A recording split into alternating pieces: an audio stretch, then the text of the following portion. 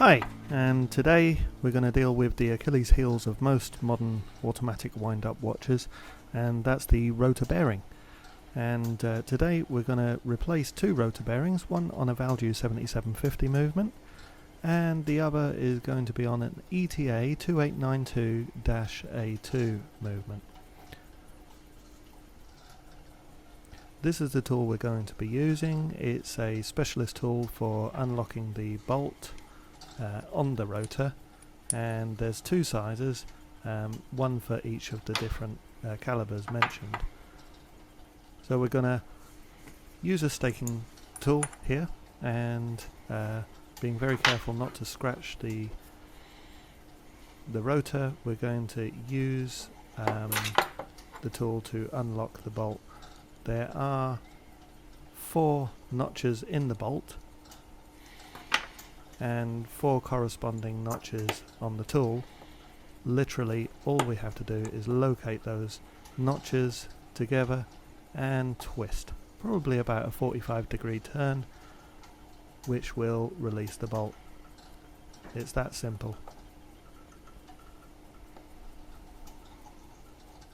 Once the bolt is released, we can separate the old rotor bearing from the rotor, and there you see we have a new rotor bearing which we're going to replace.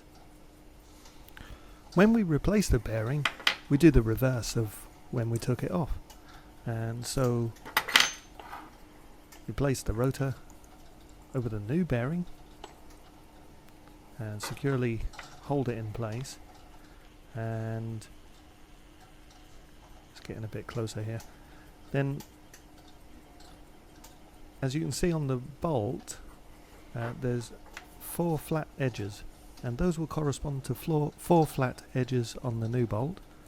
And if you just carefully put that in position, use the tool, press down firmly and twist about, again, 45 degrees.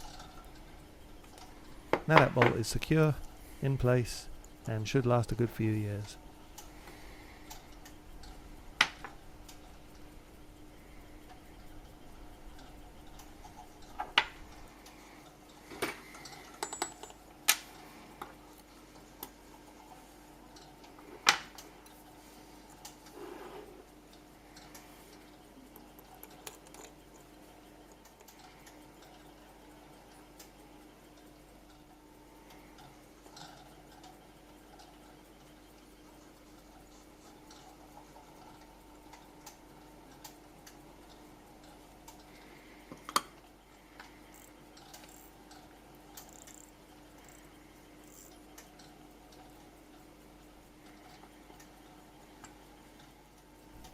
Now we're going to do the same on this Omega Dynamic, which has the ETA 2892-A2 movement, and it's a slightly different system. At first we have to unscrew these 3 screws to remove the automatic assembly, and then we're left with the rotor, as you can see.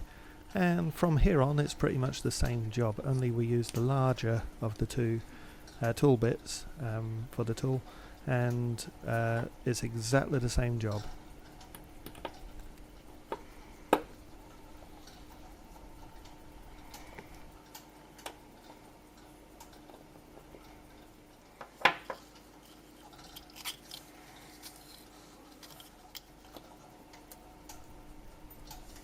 Remember to locate the bolt. In order to locate the bolt, have a look and you'll see there's 4 flat edges, and if you line them up first, then press down firmly with the tool, and again turn it about 45 degrees, and that will be secure.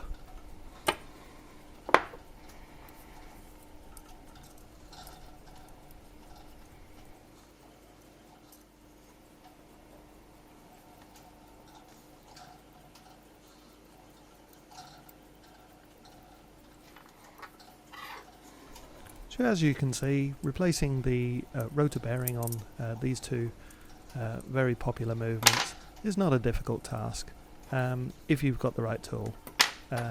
Trying to do this without the correct tool you're going to be in all kinds of difficulties and cause all kind of damage. Not really worth trying to do it without the right tool. But good luck.